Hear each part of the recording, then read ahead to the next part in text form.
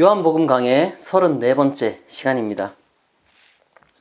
오늘 본문은 드디어 요한복음의 성령, 보혜사에 대해서 말하고 있습니다. 이것에 대하여 우리가 배울 수 있는 것은 무엇인지 하나씩 차근차근 살펴보도록 하겠습니다. 먼저 14장 25절에서 24절입니다. 너희가 나를 사랑하면 나의 계명을 지키리라. 내가 아버지께 구하겠으니 그가 또 다른 보혜사를 너희에게 주사 영원토록 너희와 함께 있게 하리니 그는 진리의 영이라. 세상은 능히 그를 받지 못하나니 이는 그를 보지도 못하고 알지도 못함이라. 그러나 너희는 그를 아나니 그는 너희와 함께 거하시며 또 너희 속에 계시겠음이라. 내가 너희를 고아와 같이 버려두지 아니하고 너희에게로 오리라. 조금 있으면 세상은 다시 나를 보지 못할 것이로되 너희는 나를 보리니 이는 내가 살아있고 너희도 살아있겠음이라. 그날에는 내가 아버지 안에 너희가 내 안에 내가 너희 안에 있는 것을 너희가 알리라. 나의 계명을 지키는 자라야 나를 사랑하는 자니 나를 사랑하는 자는 내 아버지께 사랑을 받을 것이요 나도 그를 사랑하여 그에게 나를 나타내리라. 가룟이 아닌 유다가 이르되 주여 어찌하여 자기를 우리에게는 나타내시고 세상에는 아니하려 하시나이까. 예수께서 대답하여 이르시되 사람이 나를 사랑하면 내 말을 지키리니 내 아버지께서 그를 사랑하실 것이요 우리가 그에게 가서 거처를 그와 함께 하리라. 나를 사랑하지 아니하는 자는 내 말을 지키지 아니하나니 너희가 듣는 말은 내 말이 아니요 나를 보내신 아버지의 말씀이니라. 지금 읽은 이 단락에는 굉장히 여러 가지 많은 개념이 한꺼번에 등장하지만 사실 다 상호 연결되어 있습니다. 그렇기 때문에 다소간에 이제 정리를 하지 않으면은 이 개념들을 따로따로 생각해서 길을 놓치게 만듭니다. 우선 이 단락을 감싸는 계명은 예수님의 그 개념은 바로 예수님의 계명 혹은 예수님의 말씀입니다. 이 예수님의 계명이 무엇인지에 대하여는 이미 이 세족식을 다루는 요한복음 단락에서 이전 강의를 통해서 제가 말씀드렸는데 한마디로 요약하자면은 인간이 할 수 없는 불가능한 사랑이 바로 이제 예수님의 계명이다라고 말씀드렸습니다. 그리고 이 계명이 이 보혜사와 연결이 됩니다. 이제 보혜사는 이제 신약의 다른 곳에서 통상적으로 등장하는 성령이고요. 요한복음에서는 또 진리의 영이라고 불리기도 합니다. 이제 불가능한 사랑을 자신의 인생의 원칙으로 삼으려는 사람은, 그러니까 이제 예수님의 계명을 이제 지키고자 하는 사람은 이 예수님에 대한 믿음을 결단하는 사람인데, 이 이제 결단이 놀랍게도 바로 진리의 영, 성령, 보혜사를 받는 그러한 조건이 되기도 한다는 겁니다. 그러니까 그런 식으로 연결이 되어 있는 거죠. 이 불가능한 사랑이 무엇인지 예수님이 보여주셨고, 그것을 너희들도 그대로 지켜라 하는 것이 예수님의 계명이고, 내가 예수님을 믿고 예수님을 따르겠다고 이제 결단을 딱 한 사람은 이제 이 보혜사를 받는다는 거죠. 이런 식으로 다 연결이 되어 있습니다. 이제 보혜사가 이제 그런데 조금 생소한 말이에요. 헬라어로는 이제 파라클레토스인데 요한 문헌에만 나오는 말입니다. 신약 통틀어서요. 요한 일서에 딱 한 번 이제 예수님을 이제 가리킬 때 이제 사용되기도 합니다만은 이제 그것도 사실은 이 요한 복음에서 아마 이제 파생된 것 같아요. 이제 맥락상 이 보혜사라는 것이 그런데 처음 등장할 때부터 이제 또 다른 보혜사라는 그러한 수식어가 붙어서 나옵니다. 그러니까 원래 보혜사가 따로 있다는 거죠. 원래 보혜사가. 보혜사를 단순히 어원적으로 거슬러 올라가게 되면 어떤 그 의미가 이제 추론되긴 하는데 사실 그게 큰 의미는 없어요.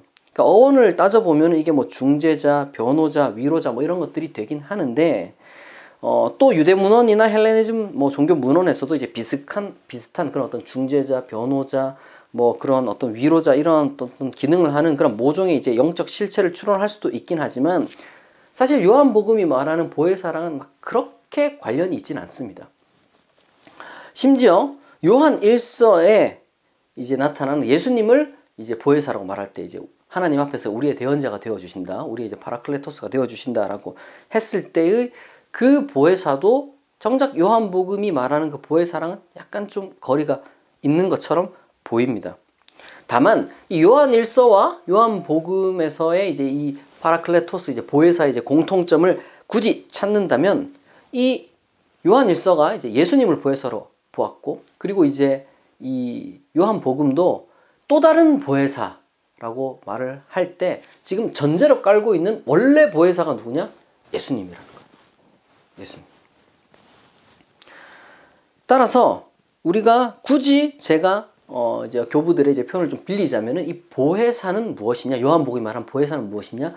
예수님의 두 번째 자아라는 것입니다. 왜 도대체 요한 공동체가 요한복음이 그런 파라클레토스라는 단어를 사용했을까?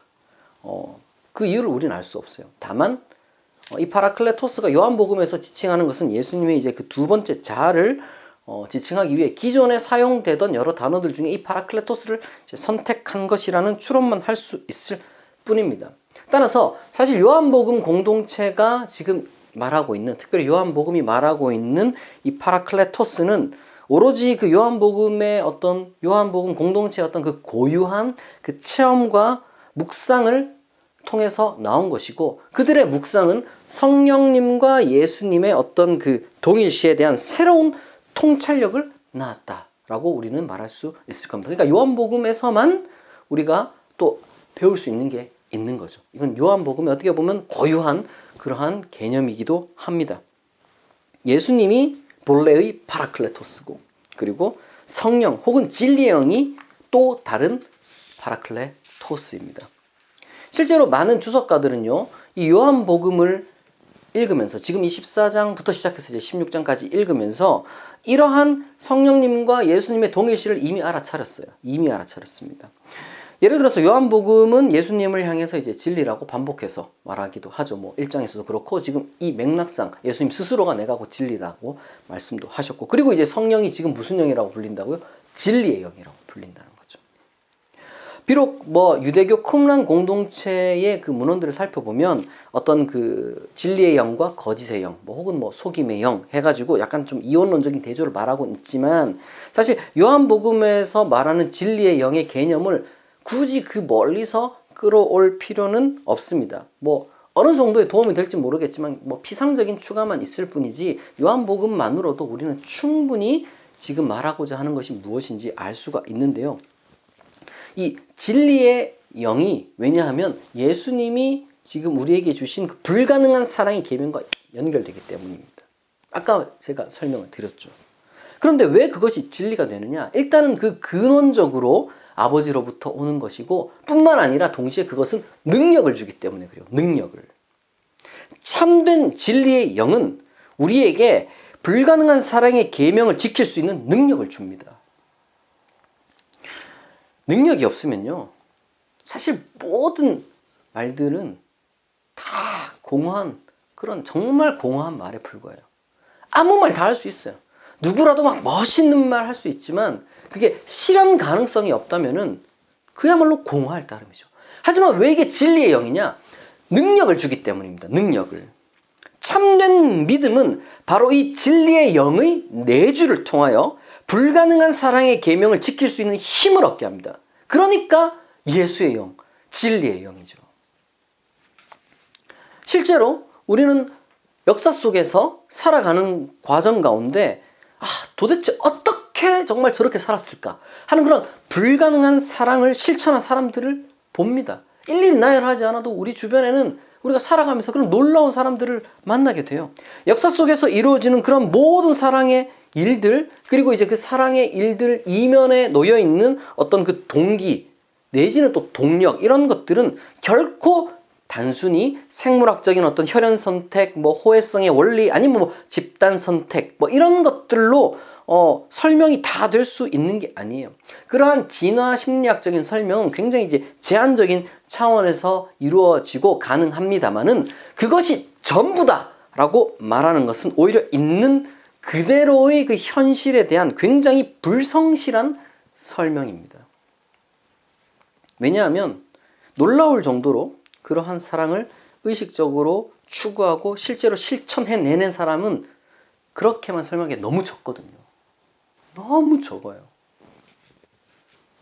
또한 100번 양보해서 인간이 이제 동물이고 우리가 이제 이 진화의 세계 속에서 살아가는 것을 우리가 이제 부정하지 않는다는 차원에서 어떤 식으로든지 간에 결국 자기를 위한 것 혹은 뭐 보상을 바라는 것이 지금 그 모든 일의 이제 동기라 할지라도 그것을 지상과 현실이 아닌 그 초월과 영혼의 영역에 놓는다면, 그러니까 나를 위한 것이지만 어떤 저 너머를 바라보며, 그리고 어떤 보상을 바라는 것이지만 이 지상에서의 뭔가 보상이 아니라 저 너머로부터 오는 보상을 바라보는 것이라면, 적어도 개인 차원에서는 말이죠, 결코 지상에서는 뛰어넘을 수 없는 벽으로 여겨지는 개인 이기주의 내지는 집단 이기주의를 극복할 수 있는 초석이 놓여지게 된다는 말이에요.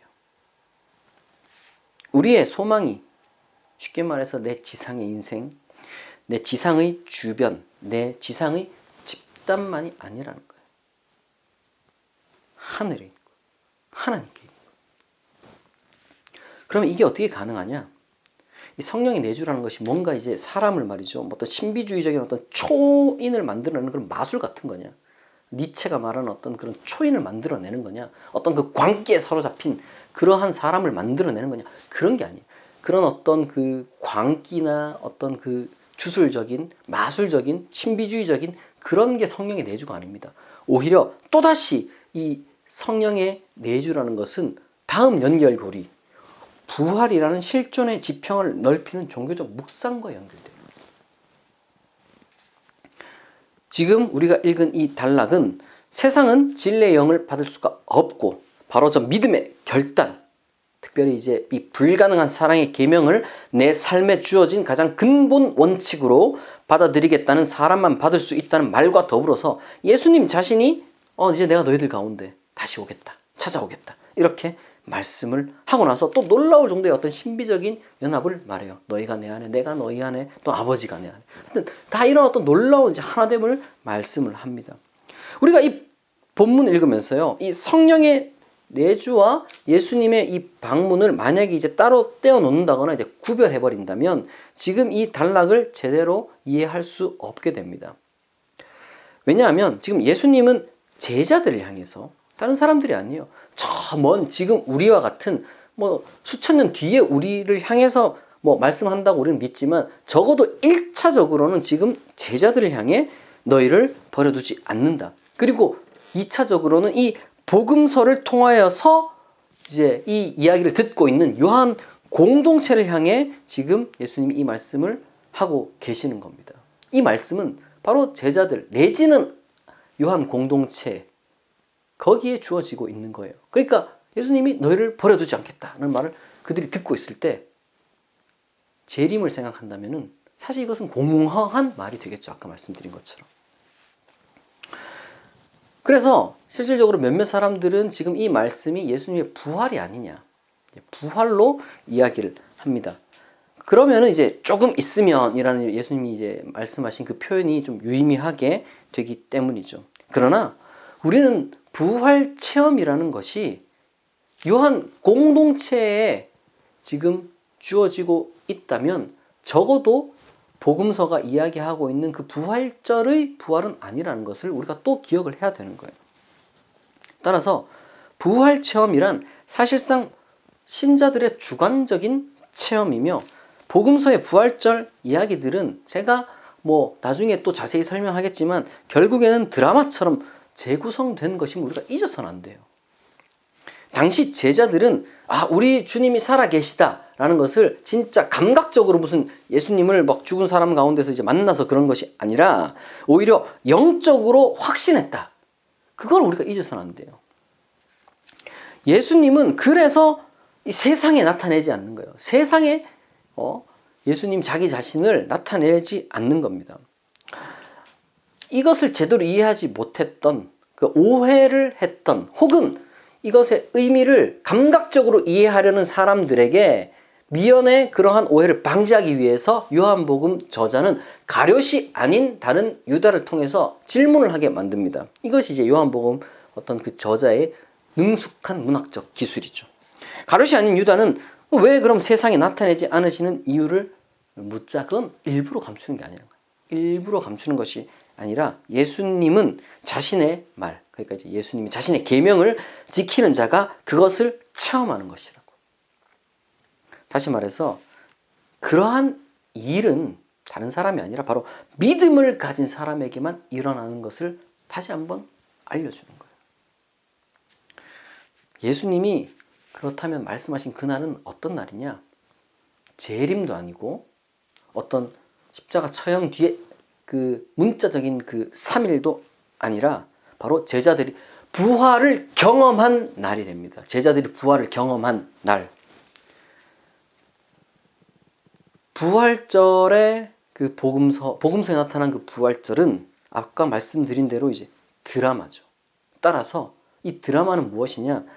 믿음의 결단으로 말미암아 내 자아, 내 삶의 목표, 태도, 방향, 의지가 실존적인 감격으로 예수를 통해서, 예수를 향하여 혹은 예수로 말미암아 이 감격으로 가득 차게 된 나를 그렇게 표현하는 거예요. 그러니까 이 일은 제자들에게만 일어난 것이 아니라 요한복음 공동체에도 일어나는 것이고 오늘날 우리에게도 일어날 수가 있는 겁니다. 우리는 바로 그 계명의 도덕적 근원, 그리고 이제 그 계명을 지킬 수 있게 하는 능력의 원천이 다름 아니라 이제 만물을 붙들고 계시는 그 아버지임을 우리는 또한 믿습니다. 이로써 우리는 어떤 고백을 하느냐? 삼위일체와 교회에 대한 유일무이한 관계성을 우리가 고백을 할 수 있게 되고 또한 그것을 확인할 수 있게 되는 거예요. 따라서 부활 현현과 이제 성령의 내주가 바로 그리고 또한 저 계명에 대한 믿음의 결단, 이 모든 것이 다 만약에 상호 연결되어 있는 사건이라면 소위 예수님의 직계 제자들과의 단절이 우리와 이루어지는 게 아니라 오히려 모든 제자들, 사도들과 교회의 연속성에 대해서 우리는 말할 수 있게 되는 거예요. 뭘로? 믿음으로. 사랑의 계명으로. 성령으로. 부활로. 이처럼 이 부활의 경험은 믿음의 결단과 결부되어 있으며 따라서 바로 그런 이유로 세상은 성령을 받을 수가 없다라고 말할 수 있게 되는 겁니다. 한편으로 이 믿음을 가진 자는 아버지로부터 사랑을 받습니다. 사랑을. 아버지의 사랑을 받는다는 말도 결국에는 다 연결되어 있어요. 이 삶이 변하고 영혼이 변하고 내가 이제 세상을 바라보는 눈이 변한다는 거예요. 삶의 지평이 달라지는 겁니다. 뭐 예를 들면 이런 거예요. 우리가 눈을 들어서 밤에 이 빛나는 별을 볼 때 그것을 단지 우주의 어떤 그 지난 과거의 물질로만 보는 것이 아니라 아름다움을 느끼잖아요. 정말 아름답다 하면서 우리가 새롭게 인생에 대해서 생각을 해보게 되고 또 많은 상상을 하게 되죠. 꿈을 꾸게 되고 비전을 하게 되고 그런 것처럼요. 우리는 이 믿음을 통해서 복음서의 예수님과 우리가 연결되어 있음을 그리고 또한 그로 인해 하나님의 사랑을 받고 있음을 우리는 느낌으로써 삶의 태도와 삶의 목적과 삶의 이상에 대해서 다시 한번 생각하게 되는 겁니다. 하나님의 사랑을 받고 있다. 하나님의 사랑을 받고 있다는 그 믿음의 고백은 실질적으로 우리의 삶을 그렇게 변화시켜 놓는 거예요. 그리고 우리는 진심으로 믿음으로 내 인생은 하나님께 사랑을 받고 있구나 라고 고백을 하는 거죠. 조금 더 구체적으로 이 믿음이 주는 유익에 대해서 이 성령의 내주가 주는 우리 영혼의 변화에 대해서 조금 더 살펴볼 텐데요. 요한복음 이제 14장 25에서 31절입니다. 내가 아직 너희와 함께 있어서 이 말을 너희에게 하였거니와 보혜사 곧 아버지께서 내 이름으로 보내실 성령 그가 너희에게 모든 것을 가르치고 내가 너희에게 말한 모든 것을 생각나게 하리라. 평안을 너희에게 끼치노니 곧 나의 평안을 너희에게 주노라. 내가 너희에게 주는 것은 세상이 주는 것과 같지 아니하니라. 너희는 마음에 근심하지도 말고 두려워하지도 말라. 내가 갔다가 너희에게로 온다 하는 말을 너희가 들었나니 나를 사랑하였더라면 내가 아버지께로 감을 기뻐하였으리라. 아버지는 나보다 크심이라. 이제 일이 일어나기 전에 너희에게 말한 것은 일이 일어날 때 너희로 믿게 하려 함이라. 이후에는 내가 너희와 말을 많이 하지 아니하리니 이 세상의 임금이 오겠음이라. 그러나 그는 내게 관계할 것이 없으니 오직 내가 아버지를 사랑하는 것과 아버지께서 명하신 대로 행하는 것을 세상이 알게 하려 함이로라. 일어나라. 여기를 떠나자 하시니라. 이 같은 믿음을 가진 사람에게는 그 심령이 어떠냐, 그 마음이 어떠냐, 그 영혼이 어떠냐, 부담, 불안 이런 게 아니라 평안이 찾아옵니다. 평안. 위선적인 신앙이나 아니면 그냥 평범한 종교 활동에는 이러한 평안이 찾아올 수가 없어요. 늘 피곤하고 괴롭고 부담스럽고 뭐 화나고 스트레스가 가득하고 때때로는 내 기분을 고취시켰지만 사실상 그게 평안은 아니죠.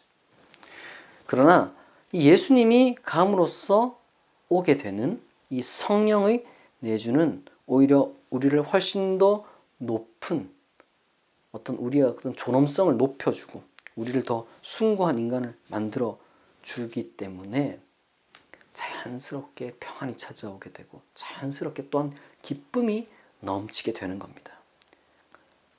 신앙의 정서는 곧 평안과 기쁨이에요. 그런데 또한 동시에 위선적인 믿음이라든지 아니면 이제 믿음이 없는 단순한 종교 활동이라든지 그런 것이 아니라 제대로 정말 내가 예수님을 믿었는데도 불구하고 늘 사람이 평안하기만 하고 막 기쁘기만 하고 막 그렇진 않아요. 그건 당연한 겁니다. 왜냐하면 인간이라는 것이 감각적이면서도 또 망각하는 동물이잖아요. 잘못된 믿음과는 별개로 올바른 믿음을 갖고 있다 할지라도 항상 24시간 평안하고 기뻐할 수만 없는 게 당연한 거예요.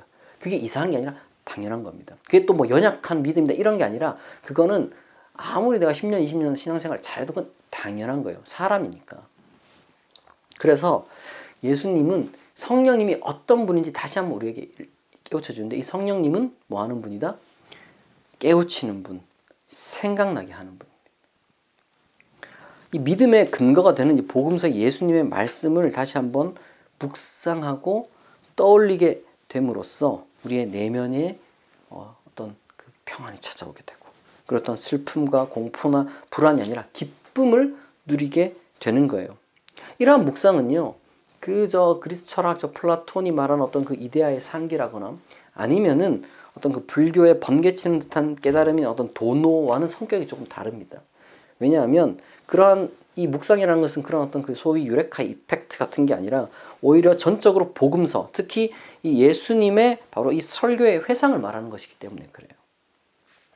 이러한 신앙의 원리를 그래서 이제 종교개혁자들이나 이제 어떤 그 신학자들은 이 성령은 말씀을 통하여 페르베르붐이라고 하고 그리고 또한 말씀과 더불어 끔베르보라고 이제 가르쳤습니다. 성령은 말씀을 통하여 말씀과 더불어 역사하신다. 일하신다. 믿음이라는 게요. 원래 그래요. 한번 생기면 절대 무슨 요동하지도 않고 뭐 가만히 잘 두면은 늘 이렇게 잘 자라는 뭐 그런 성격이 아니라 늘 요동치는 거예요. 막 이렇게 막 파도 치고 무슨 막 그래프 왔다 갔다 하듯이 막 요동을 칩니다. 왜냐하면 믿음이라는 게 사람의 것이라서 그래요. 사람의 것. 사람이 가지고 있는 믿음이라는 게 원래 그래요. 어떨 땐 내 믿음이 너무 좋았던 것 같은데 어떨 땐 막 바닥을 치고 있는데 그건 내가 믿음이 약해서가 아니라 원래 사람이 그렇습니다.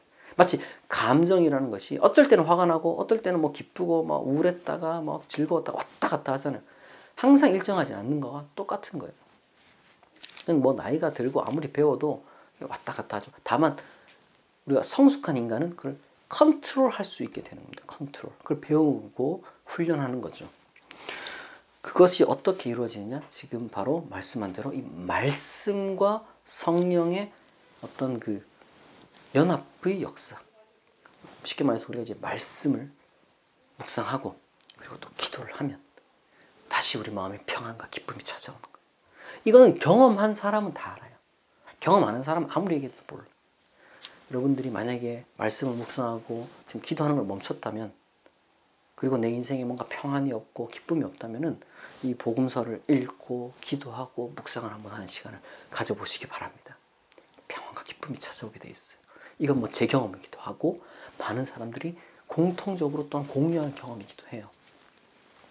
한편 아버지가 나보다 크심이라는 말을 굉장히 어떻게 보면 이제 교리적으로 이제 해석하는 사람들이 많이 있어요. 그러니까 이제 이 말은 예수님이 뭐 아들이기 때문에 혹은 예수님 지금 인성을 가지고 있기 때문에 아버지보다 작다 뭐 이런 식으로 이제 하는 것은 약간은 뭐 어떻게 보면 그런 식으로의 이해가 뭐 나쁘지 않습니다만은 조금 문맥에 맞지 않는 것 같아요. 레이먼드 브라운이라는 그 학자가 쓴 요한복음 주석을 보면 이제 그러한 해석은 좀 너무 이제 문맥이랑 상관없고 교의학적인 어떤 교리적인 선입견이 이제 들어가 있다라고 그렇게 말하고, 오히려 지금 이 말씀과 어떤 그 평행하는 그 개념이 요한복음 그 자체 내에서 요한복음 13장 16절에 보면은 이제 그 보내는 자가 이제 보냄을 받는 자보다 뭐 작지 않다 이런 구절이 있어요. 이제 그런 식으로 종이 주인보다 크지 않고 이제 여기서 찾을 수가 있다는 겁니다. 그러니까 우리는 이 구절을 통해서 또한 종교적인 그 지평을 또 우리가 배타성을 극복할 수 있는 하나의 놀라운 통찰을 얻게 되는데, 이게 무슨 말이냐면은 우리는 예수님을 통해서 온전히 아버지에 대해서 알 수 있습니다. 그러나 그럼에도 불구하고 예수님을 통해서 아버지 전체가 다 드러난 것은 아니라는 거예요.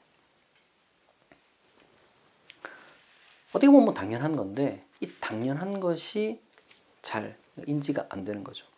우리는 바로 그렇기 때문에 예수님과의 연속성 그 상에서, 그러니까 복음서에 대한 연속성 상에서 조금씩 아버지에 대해서 더 넓은 지평으로 나아갈 수 있게 됩니다. 뭐 좁게는 신약이고요, 넓게는 뭐 이 종교, 그리고 이제 이 어떤 자연 세계까지 이제 확장될 수 있겠죠. 아버지에 관한 더 많은 흔적을 우리는 곳곳에서 찾아내려는 그런 흔적을, 어떤 대화의 노력, 우리가 이제 아버지에 대해서 알아감을 그런 식으로 느낄 수가 있습니다. 단적인 예로 요한 1서 같은 데 보면은 서로 사랑하는데 공동체 그 자체 가운데서 우리가 하나님을 발견할 수 있다고 얘기를 하죠. 끝으로 이 세상의 임금은 바로 예수님을 죽이려는 힘입니다. 뭐 이거는 뭐 복잡하지 않아요. 이 본문은 복잡하지 않습니다. 그런데 중요한 것은 예수님이 그 뒤를 이어서 뭐라고 말씀하시느냐, 그 이 세상의 임금이 나와 관계가 없는데 그 이유는 자신이 아버지를 사랑하고 아버지의 뜻을 행함을 세계에 보여줄 것이기 때문에 라고 덧붙여요. 무슨 말이냐, 이건 사실은 굉장히 위대하고 대담한 선언이죠. 이 세상의 힘, 이 세상의 임금, 이 세상을 지배하고 있는 가장 큰 힘이 뭡니까? 어떤 사람은 뭐 돈이라고 이야기할 수도 있고, 뭐 어떤 사람은 또 다른 걸 얘기할 수도 있지만 지금 여기서 말하는 건 죽음이죠. 왜냐하면 우리가 죽음조차도 돈으로 궁극적으로 피할 수가 없으니까. 이 죽음마저도 예수 그리스도의 의지를 꺾을 수 없다는 말입니다. 예수님이 만약 죽음까지도 두려워하지 않고 이 뜻을 관철해 내신다면 예수님을 따르고 예수님 믿는 모든 자도 이 세상을 이길 수 있는 용기를 간접적으로 얻을 뿐만 아니라 바로 그 예수님의 영, 성령, 보혜사가 우리 가운데 내주하게 됨으로써 우리도 마찬가지로 세상을 이길 수 있게 된다는 겁니다. 실질적으로 우리 그리스도인은 이 역사적인 교회의 설립을 통해서 그 예수 그리스도의 의지가 이어졌고, 또한 지금 우리가 그리스도인으로서 또한 교회로서 바로 그 예수 그리스도의 그 의지를 이어가야 한다는 그 의무와 책임을 지고 있음을 우리는 선포해야 됩니다. 내 자신에게도 그리고 세상에도. 마지막으로 뭐 여기를 떠나자 이 말씀은 뭐 사실 18장과 곧바로 이어져요. 그 맥락상. 아마도 이거는 이제 편집자의 뭐 실수가 이제 유력하고, 혹은 뭐 실수가 아니라 할지라도 뭐 의도는 잘 모르겠습니다. 왜냐하면 어쨌거나 이제 15장부터 17장 이어서 계속 이제 예수님의 설교가 나오고 또 기도가 나오기 때문에 곧바로 떠나는 것은 좀 어색한 그런 부분이 있습니다. 어쨌거나 결국에는 이것은 뭐 십자가를 지러 가겠다는 어떤 드라마 연결성을 위한 중간막의 이제 마무리 대사인데, 뭐 이것은 이제 18장으로 곧바로 연결해도 좋고, 아니면 이것을 잠시 보류했다가 15장, 16장, 17장을 읽고 다시 여기로 돌아와서 이 구절 읽고 18장으로 가도 좋습니다. 그것은 여러분들이 독서를 하실 때 자유롭게 하시면 됩니다. 정리하겠습니다. 믿음으로 결단한 사람만이 이 부활 체험, 즉 성령의 내주를 누릴 수 있으며, 그것은 우리의 인생을 바꾸어 놓습니다. 그것이 우리로 하여금 초월의 소망을 두고 부활의 소망을 두고 이 지상에서 사랑의 삶을 실천할 수 있게 만들어 줍니다. 그리고 바로 그러한 믿음의 사람에겐, 우리 그리스도인들에겐 다름이 아니라 바로 평안과 기쁨이 넘치게 됩니다. 이 평안과 기쁨이 여러분 가운데 가득하고 또한 그로 말미암아 사랑을 실천함에 있어서 부족함이 없는 성령 충만한 여러분이 되기를 진심으로 축복합니다. 기도하겠습니다. 자비하신 하나님, 참된 믿음을 가진 우리가 평안과 기쁨을 누릴 줄 믿습니다. 비록 때때로 삶이 힘들어 요동하지만 그때마다 예수님의 말씀을 묵상하며 회복하고 또한 사랑을 실천하며 살아가는 우리 성령 충만한 그리스도인이 되게 하옵소서. 예수 그리스도의 이름으로 기도합니다. 아멘.